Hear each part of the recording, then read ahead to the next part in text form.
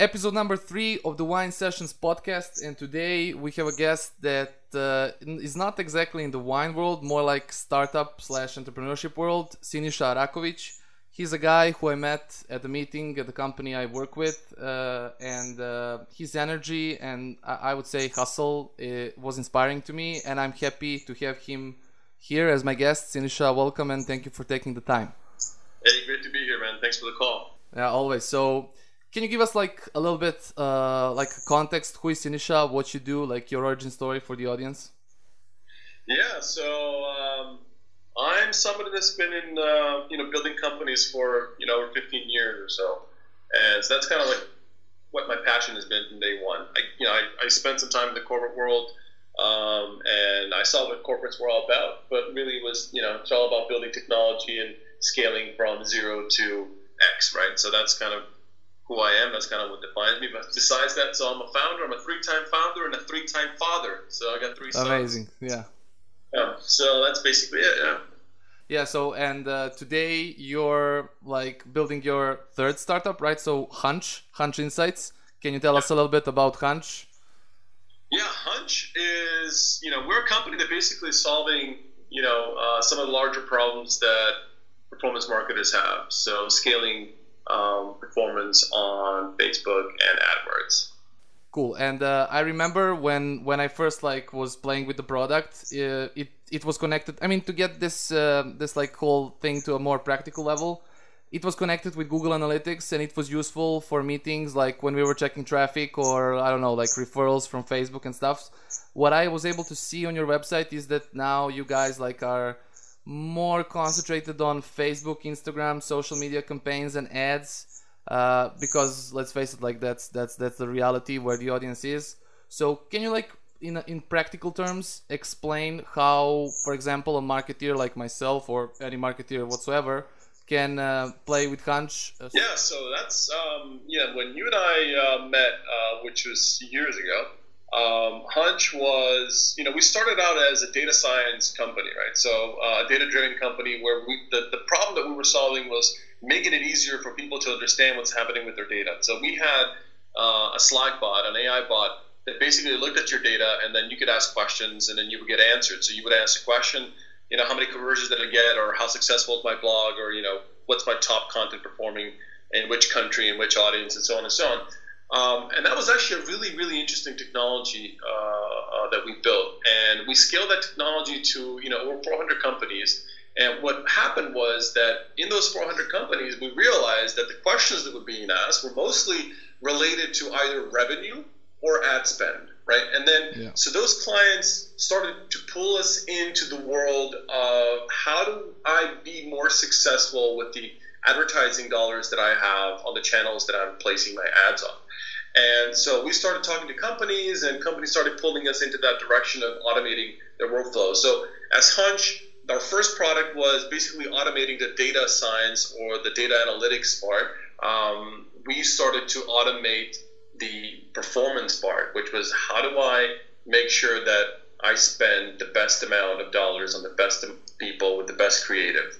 And those are essentially the questions that we're asking. So today's Hunch deals with strictly performance marketing teams, and how do you create the best creative and personalize that creative and optimize that creative for the audience that you're targeting. Cool. Let's play it out. Look, for example, I'm doing a video, and I want to push video views or brand awareness through Facebook ads. What would be the typical usage, and how would I utilize Hunch? Is it still connected to Slack? We ask questions and gives us kind of brief reports, that stuff? Yeah, so it's still connected to Slack, mostly for the reporting feature of, getting updates and alerts of what's happening with your campaigns. We kind of went away from asking questions, and so we've got a full web SaaS product that deals with automating the creation of the campaigns and the optimization of those campaigns. So what that essentially means is for those performance marketers that have larger budgets, that have a ton of tasks, that want to A/B test, that have 1,000 things on their plate every single day, what Hunch does is comes in and automates the most boring tasks, which is how did my campaign perform yesterday compared to the day before? can I tweak the ad set? Can I tweak the audience? Can I tweak the creative? Can I tweak the different parts?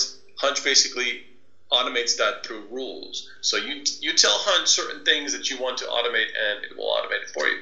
Cool. So we're talking like a dashboard and analytics platform. Is that what we're talking about? Yeah, it's actually so there's three components to Hunch. One is the creative part, where we are working with some of the larger firms of how to target the best customers with several different types of creatives automatically, right? So instead of having one video, how do you create 200 videos? So instead of having one video for an audience of 1,000, how do you create 100 videos for that audience and then personalize that video for that audience? That's the first part that Hunch works and helps clients do. The second part is that once you launch your campaign, is we have a very sophisticated and advanced set of rules whereby you set certain triggers that happen and automate the bidding process and the optimization process. So, for example, if you say, if I have 50 ad sets, and I want to make sure that my money's being spent on the best audience there is, I want to create rules where I kill certain ad sets so that I don't bleed money on Facebook. So I'd say, okay, turn off ad sets if my impressions are worse today than they were yesterday, or to turn off all the creatives that have a higher cost per click, or things like that. So there's a ton of these tasks that are compiled into different strategies that you can capture in Hunch and then automate the process. And then the third component is the actual reporting and alerting to Slack. Yeah, cool. Sounds really powerful, because like playing in Facebook backend in terms of reporting and analytics is not exactly that fun. I know you can customize like what you see in your stats when it comes to ads, but it wasn't super friendly, if you know what I mean. I'm talking about Facebook ads only. Yeah, I mean, the Facebook ad manager is a powerful tool, but what happens is not everybody knows, first of all, how to get the maximum out of the ad manager and the analytics part. And the second thing is it's super slow for some of the companies that we work with. Exactly, yeah. Loading.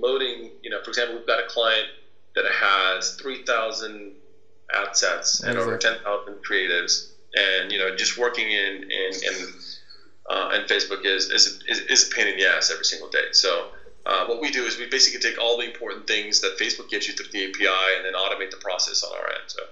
Oh, cool. Sounds cool. I mean, yeah, I totally agree. It gets slower when you expand stuff and when you're doing like on things on scale. You said performance marketeers, so I get like who's your typical customer, but in terms like, do you target a specific audience? Is it like startups, entrepreneurship, marketing agencies, or basically anyone can use Slack, whoever deals with marketing? Like, who's your typical customer, and what are some value propositions if there are different segments when it comes to your typical customer? Yeah, so we basically have, it's still early for us, and so we really haven't defined a very clear niche, as we've got a kind of plethora of different clients that we service. And so, but there's two main baskets, I would say. One is performance marketing agencies. These are agencies that service, for example, their clients and scale their ads for them. Yeah, makes sense. An example of that is we've got an Argentinian company we're closely working with, who's the leading performance marketing agency in Argentina, and they're basically scaling ads from 10,000 to 200,000 a month to 500,000 a month for clients for e-commerce sites. And so they've got over 25 clients, and just dealing with the amount of work, you multiply that by 25 for each client. Hunch comes in and it helps them create an automated process whereby they can actually focus on the things that really matter, and that's creative and strategy of A/B testing, and not really going through the mundane manual day-to-day tasks of checking ads and checking ad sets and checking bids and all that. So that's kind of we save a lot of time for them in that respect. A good example of that is for one of the lead campaigns that an agency in London was doing. They spent over 4 hours every single morning checking what happened yesterday and tweaking accordingly, right? Yeah. And then, so what we did for them is, we came in and actually created a system whereby they can rotate the creatives, they can turn on and off things that worked and things that didn't work, and say that for 4 hours every morning, so they can actually focus on that day and the strategy for that day. So that's on the agency side. Hunch also works with larger brands that have larger ad spend, right? So the bigger the ad spend, the more creatives there are, the more possibilities there are, the more manual tasks that's required. And so we really help brands scale their ad performance without scaling their teams. Instead of hiring 10 PPC or social paid acquisition managers, they can keep the same team but actually scale their performance and the quality and the quantity of the work on those networks. Yeah, so like the interaction right now is basically in the back end of the dashboard. I'm just like intrigued, since voice is something that truly amazes me, and where this thing will go, like in really soon, like in 2 years. I think the world will change dramatically with all this like Echo and Siri and all these voice devices. I'm thinking, just a question, like a creative question. Are you thinking about optimizing Hunch for voice? Because I see it as a really amazing tool. Like if you can communicate with voice, with all of that, like that's mind blowing. Yeah. So we're definitely on the forefront of looking chat as a medium of working with applications. So we spent about a year, our first year, really digging into that world of chatting and that natural language processing and machine learning. And what we realized is that yes, that is the future. I don't think it's quite that near. I think it's probably in the long term. Okay. But the biggest thing is people really don't know the types of questions that they should be asking. So it's kind of a catch-22. Like I'll give you an example. When we had our product and there was over 10,000 questions asked on a regular basis, when you analyze the types of questions that were being asked, you could see that people really weren't asking really sophisticated questions. So yes, I see voice as something that could be interesting in the future, but I think for right now, it's pretty far out.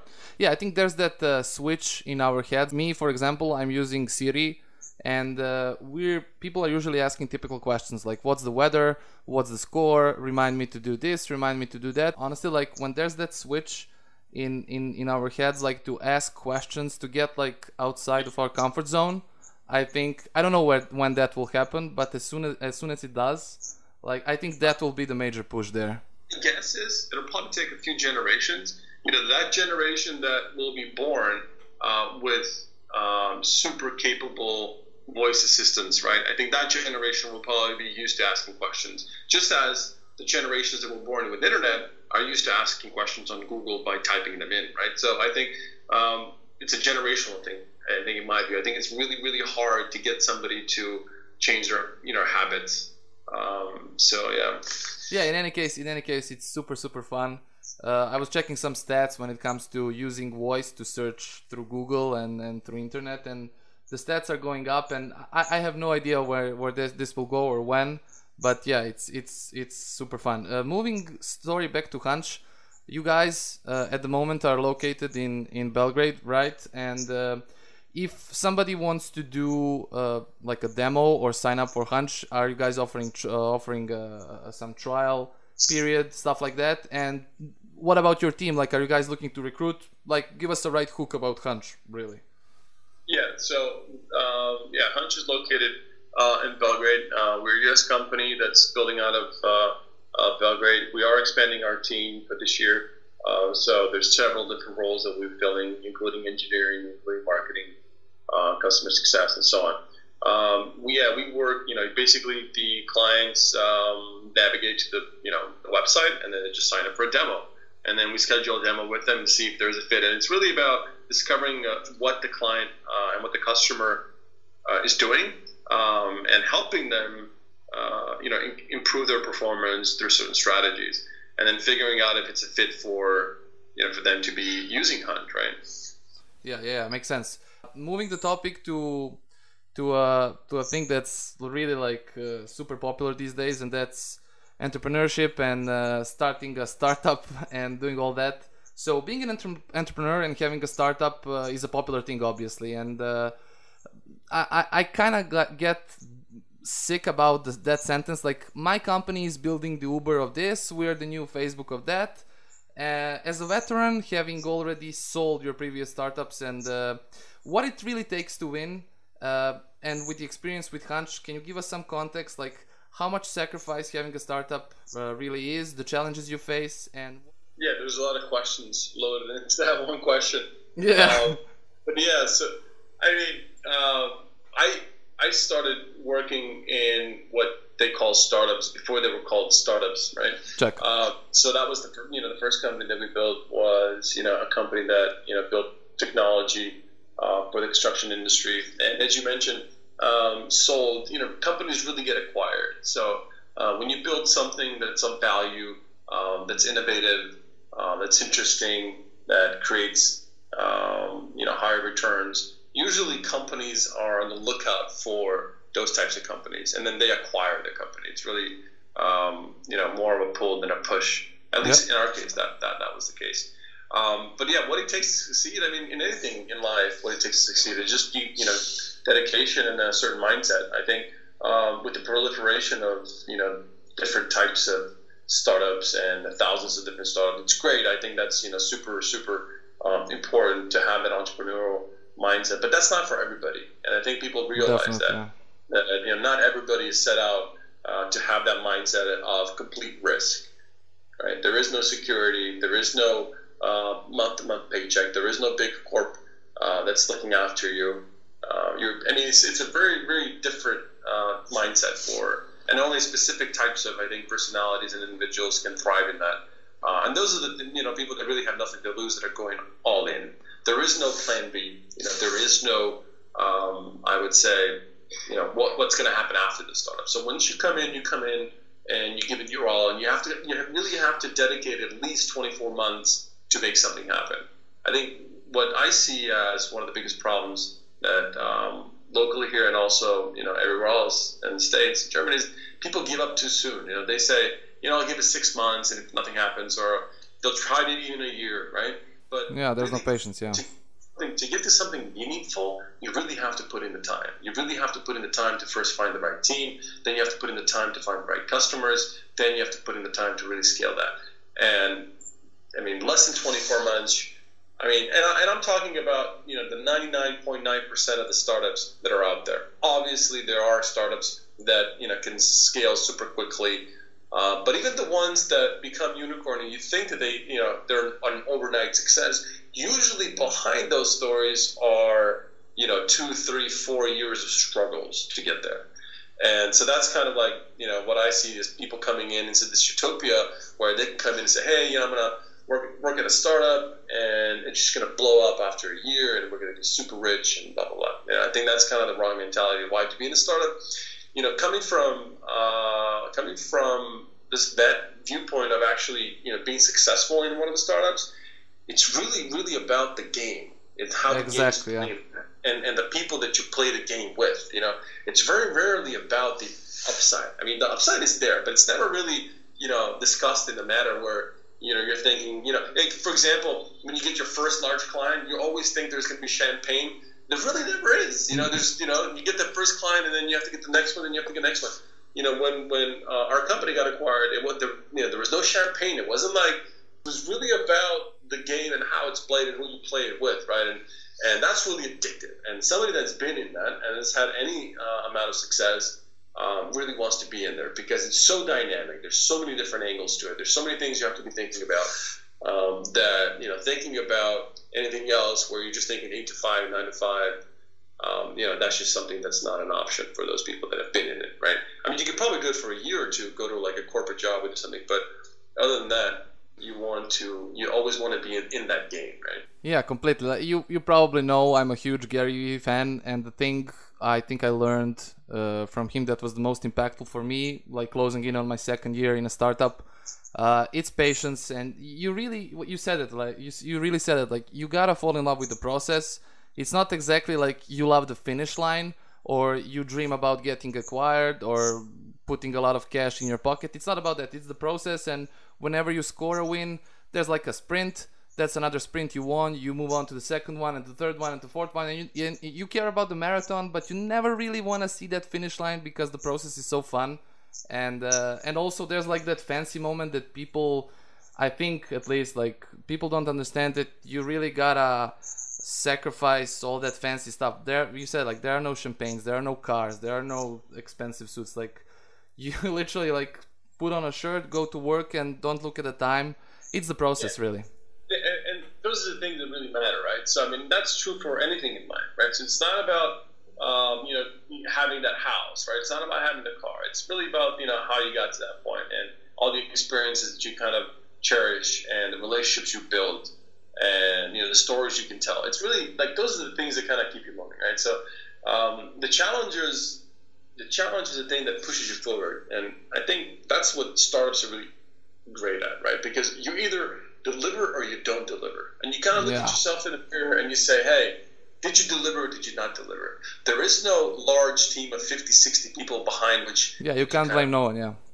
Right, so you kind of know. You either pull your weight and you don't, and that's the beauty of startups, right? Because you can look at your team and say, hey, and especially when you're small, when you've got 3 people or 10 people or even 20 people to consider small, everybody has to pull their own weight, and those that don't pull their weight, you can see it clearly, Whereas in a corporate world, you're just kind of I don't know, you kind of get used to this mediocrity where you're just kind of becoming an average, and I mean. I'm not saying that there are not companies out there that push you, they get the best out of you, but there are a few far in between, right? Those companies that are getting the best out of you are usually the top companies that you want to work for, and it's really hard to get in, and so on and so on. So I think startups as a learning adventure are I don't think that there is any other product out there in the world that can give you a better learning experience throughout life than being in a startup or leading. I totally agree. You're constantly pushing yourself, learning, and you're constantly at a point where you feel like you don't know enough to get to the next stage, right? And that's the beauty of it. You're never content. So I mean, that's kind of like catch-22. It's on some parts you're good, but then again, some people just can't deal with that, right? Some people want the comfort. Some people want and that's fine. I mean, completely like there's that piece of like comfort you seek, and that's fine for me. But the thing I kind of like wanna expand on what you said. For example, you start the startup and you have a certain passion as a founder. For me, what's also amazing about startups is like you actually, when I joined Creator, that was almost 2 years ago. It was amazing how quickly, and it's kind of like it's more easier to fall in love with a startup, even if you haven't founded one. Like even if you are the number 15 at Creator or whatever the hell that number is, you kind of like, if you embrace it and if you fall in love with the process, you can make that idea yours. And really like, I feel like Creator is my company, to be honest.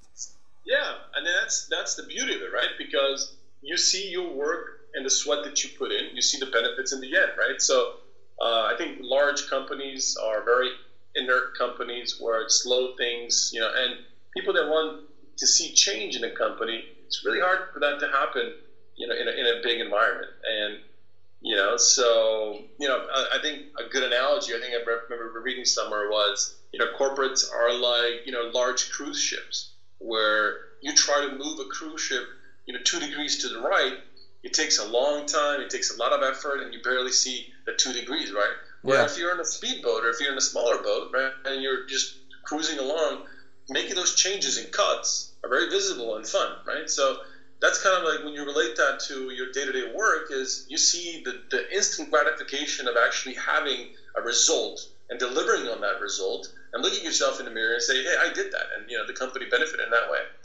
Yeah, exactly. And another thing that's important, because a lot of people speak about the beauty part of startup, but there's also the thing, at least to what I learned working in one.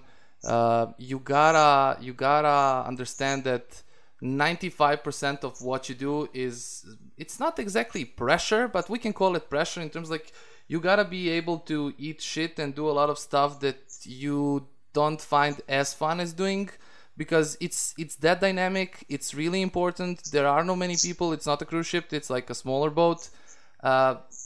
It's not all fun. It's fun. On the macro level is fun. On the micro level is not fun. And I think a lot of people make that mistake and romanticize about working in a startup is cool. I'm gonna go there, crush it, and in a year I'm gonna do an amazing job.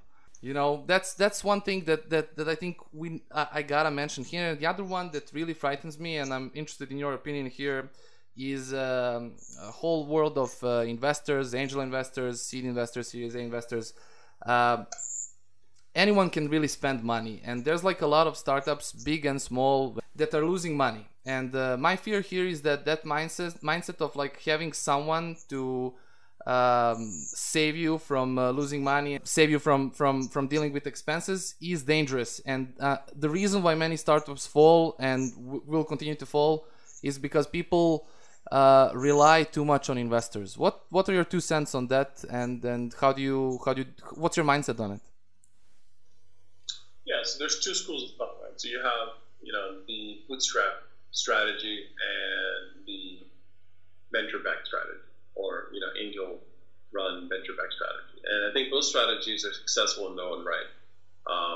You've seen successes, both the, companies that are bootstrapped, like Atlassian, and then you have, companies that are, venture-backed that are also super successful. So I think it really comes down to the team and what really fits the team, right? So,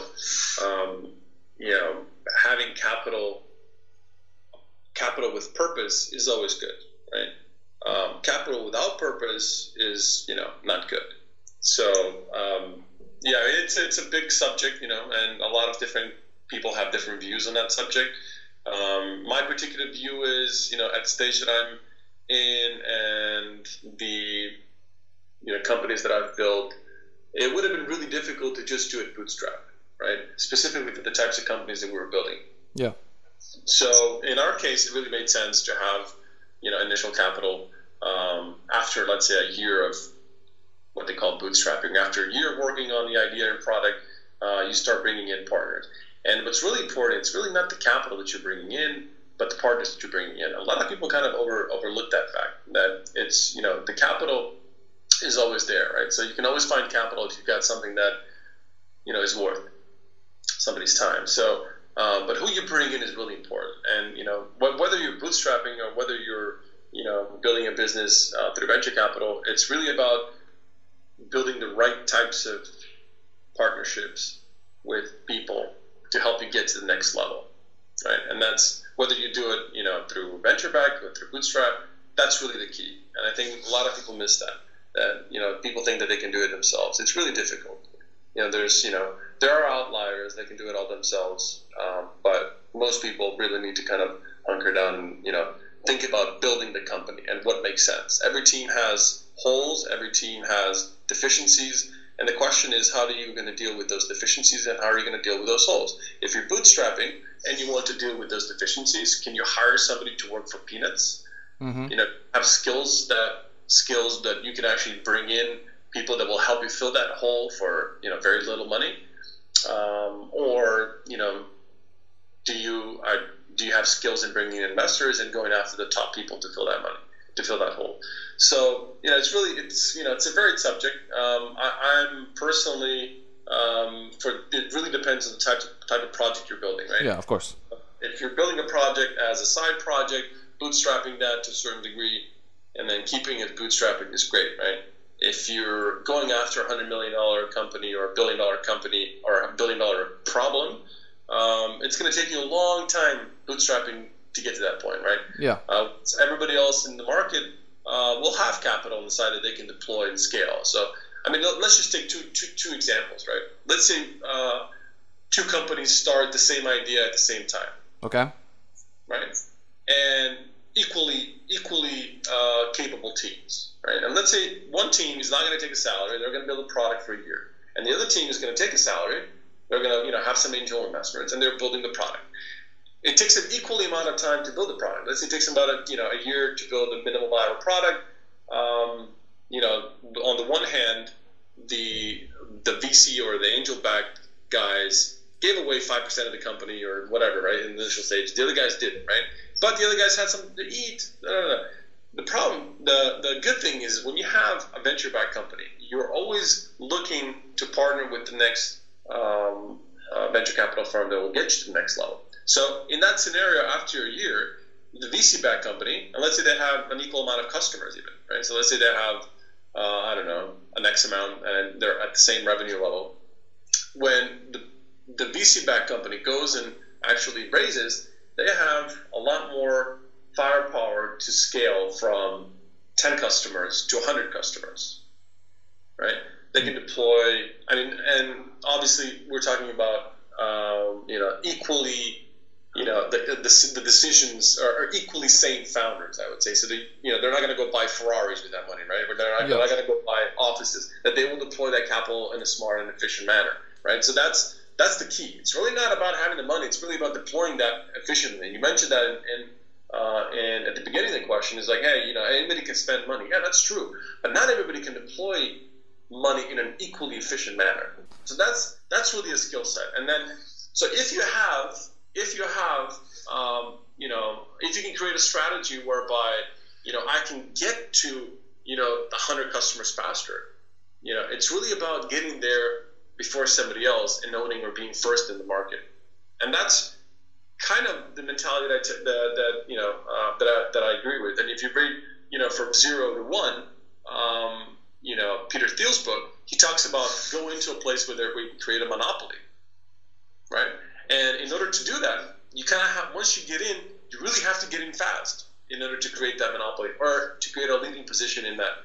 If you wait, and if you're doing it bootstrapping, there might be 10 other bootstrapping companies that will be following you, and because you're bootstrapping, because you're not maybe growing as fast, those 10 guys might be able to catch up to you faster, versus somebody who's deploying capital, who's kind of taking scale, who's taken a larger real estate online, I would say, or maybe customers, okay. And they have positioned themselves. And even if that company is not creating a net profit at the end, even if they are, as you said, not profitable, there's 1,000 examples of non-profitable companies that are worth 100 million, 200 million, 300 million, right?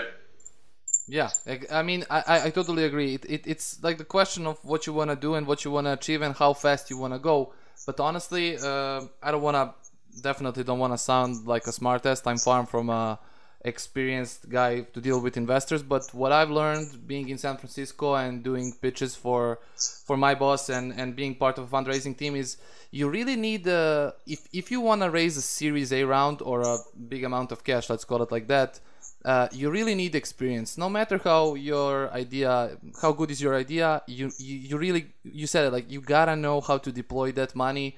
And if you're not a true-born salesman or somebody who's lived through a couple of that situations and been like punched in the face in a way, I think that's my 2 cents. Like if you're gonna raise serious amount of money, you really need to have some serious experience to back it up. Let me give you another example. Christopher Columbus, the ultimate entrepreneur, right? So this model of entrepreneurship, if you root back the actual meaning of entrepreneurship, right, dates all the way back to that. And then Christopher Columbus sailed to the West, right, to find the West Indies or whatever he was looking for, but he had backing, right? So somebody was backing him. Yeah. Somebody backed the fact that he had to, to build a ship. Somebody, gave him money to have supplies and sail on that ship. Imagine at that point that you have a bootstrapping Christopher Columbus. Yeah. Yeah. Would anybody in their right mind try to sail halfway around the world without that type of support? Of course maybe not. Maybe there was, but we never heard of him because the sharks ate him. Yeah, exactly. I totally agree. It makes there's like a lot of variables there that makes a formula. Yeah, I think personally, when you hear bootstrapping, it really depends on the situation of the founders, how financially stable they are, how old they are. It really depends. There's a lot of different factors that go into creating one or the other, right? Me personally, knowing that speed is a matter that's really important to a company, especially in the early stages where you really have to move fast, I would definitely always opt in for, having venture or angel or, capital partners to build a company with, and like I mentioned, the other thing is you have people that are committed, right? That are committed to actually getting you to the next stage as well. So you need introductions, you need, help in terms of building the company, product. So in that regard, you have people that are committed to getting the company to the next stage. Yeah, that's also like, sorry to interrupt, like that's also what you mentioned, angels, and that's really true. I connected with some of them, and you can really sense that they are really in. Of course, it's a different amount of money, but they're like passionate to bring their value to the table and help you succeed. And I really love the angel market, to be honest. Like, I think it's truly amazing. And yeah. That's and you know, and most of the angel market comes from successful prior entrepreneurs. Exactly. Yeah. And then they feed off your, you know, young energy to build a company. You give, so it's kind of like a win-win, right? The capital exchanges hands, but really what happens is you keep the angel investors informed of the current, you know, happenings in the market. So they're kind of in the market in what's hot, what's not, you know. Yeah. And at the same time, you get feedback from them, so you get, you know, some recommendations of what you could do. So, but it all depends on, you know, again, who the person is that you're dealing with, right? How good of. Yeah, it needs to be a match. It needs to be a match for an angel relationship to work. Yeah, exactly. So, I mean, yeah. So basically, I mean, it's both strategies are equally great, I think, for their own, you know, right.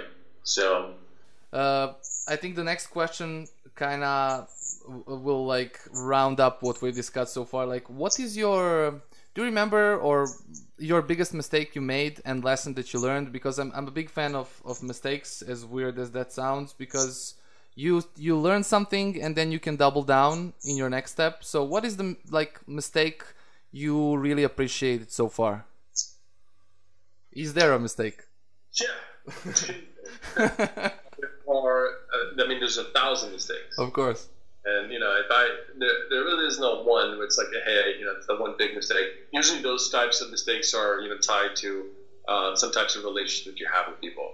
So it's either not firing fast enough or not having good enough relationship drawn out on paper, or, you know, those types of things. But as far as the mistakes in building companies, you know, hopefully you make as many mistakes as you can early on, so that they cost you less.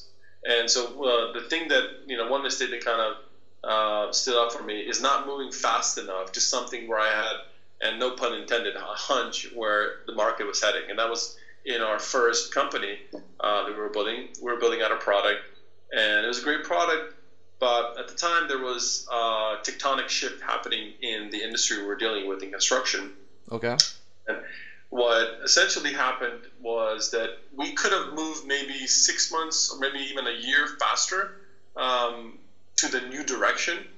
In other words, change the product direction. I think that was probably, and I'll tell you why that's one of our biggest mistakes. Because had we made the pivot or the focus of the product sooner in our development, we probably would have bypassed the 2008, 2009 you know, economic crisis. Interesting. Yeah, so that was probably the biggest mistake that I made, was not pushing the team hard enough to make the switch in the product earlier than we did. We still made the switch in the product, in the strategy, and it was super successful, except that because of if we did that a year earlier, for example, our valuations would have been 10x. Or Yeah. I feel, yeah. When we hit the economic recession, then everything, I mean, if you look at all the stocks, everything was basically, you know, brought down to pennies. And so that was, I think, the biggest mistake is the biggest learning was not moving fast enough. And I mean by that, moving fast enough on anything, whether it's product, whether it's, you know, the wrong hire or the right hire, it's really not moving fast enough. Like in an agile startup world, you really have to be agile. And by agility, you mean that you need to be fast. And I think that was probably the biggest learnings, the biggest mistakes that I try to look at every day and say, are we moving fast enough? You know, are we, because, you know, as the day goes by, you get into the, you know, day in, day out work, and you kind of, everything kind of elongates, everything kind of prolongs, right? Yeah. So a decision that you should make right now might happen, 7 days from now if you don't, or maybe 2 weeks from now, 2 months from now. So I think that's really the biggest mistakes, are not moving fast enough. Yeah, it's one of the most difficult balances you need to make. Really, we talked about patience in a long term and being patient when running a marathon, but still you want to be fast when you're running a sprint. So I mean, it's not an easy decision, and I completely I can see why that may be your the mistake you took biggest lessons from, but it's difficult to manage. That's one of the balances that's really hard. Moving the topic, since this is a podcast that's called Wine Sessions, are you a wine guy? Do you drink wines? And if you do, what you prefer? We're finally going to be talking about something that's of interest, man. Okay. The wine. I think everybody's a wine guy. Everybody, even those that are not wine guys, I think they're wine guys in the making at some point, right? So, okay. Yeah, I mean, I consider myself a wine guy. What does a startup founder drink when it comes to wines? Yeah, I think it's a very important part of being a startup founder. Have an occasional conversations are different. Conversations are different. Yeah, I mean, the occasional glass of wine can bring light to or an end to subjects that you're dealing with. So yeah, I mean, usually I'm more of a white wine than a red wine. So okay, me too. Yeah, the wines that I drink, I have my father-in-law has a saying about wines, and the wine has only 3 qualities, right? Okay. First, that it's not expensive. Second, that it's not sour, and third, that it's in abundance. Okay. So I think those are the 3 qualities that I look for in the wine. I think as long as it's within good company, every wine is good, right? So that's kind of my view on wine, is that a wine is kind of a cohesive that brings together, interesting stories. And I've always, connected wine to, people that I love or people that I cherish, and stories that I've learned and hear. At the end of the day, that's what wine is, really, like sharing it with people that you care about and expanding that circle whenever you can. Exactly, right. Do you remember your last wine that blew your mind? Or do you how do you shop wines? Do you care about brands? Do you care about types? The last white wine that blew my mind was a white wine here locally called Babaroga. Oh yeah, I know. It's great, yeah. Yeah, that was a really, really good white wine. Other than that, I mean, I love tasting. I love going wine tasting. I love tasting different flavors. But yeah, I think the last one was. I mean, when I say blew my mind, I don't just mean in terms of the taste, but I think the presentation and. Yeah, it's something else. That wine is something else. The whole package was just super, super, super interesting to me. So yeah. Yeah. Did you buy it in a shop, or did you order it? No, I got it as a gift. Oh, okay. So, okay, even better. Yeah, I got it as a gift from another CEO. Yeah. Cool. Final thoughts for the end. This is your chance to tell whatever it's in your mind. Ask something to listeners. Ask to someone in particular, who we can then tag. Anyhow, any last thoughts for the end of this episode? No, man. It's just keep drinking the wine and keep dreaming about startups. Of course, you do the same. Thank you so much for being here with me. I think we touched on some really, really cool topics. And I also wish you a lot of success, and that you crush Hunch to the new heights. All right, man. Likewise. Thanks for having me. Yeah, always.